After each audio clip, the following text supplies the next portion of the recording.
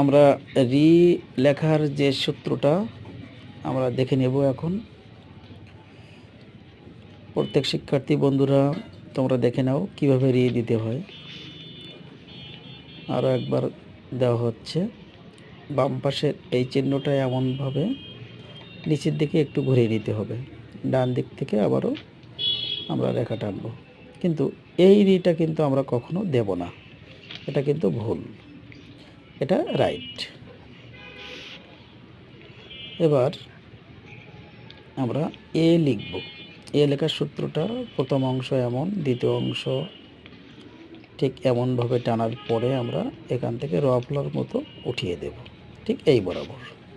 এটা আমরা লক্ষ্য রাখবো, ঠিক আছে? এ যেমনটি ওই তেমনই, তাই না? এবার ও বর্ণটা কেমন হবে আমরা চেষ্টা করছি। এভাবে আমরা ওকে, উপরের এখন দিকে সুন্দরভাবে লিখতে তুলব। হবে, যেটা আরো ভালোভাবে দাও।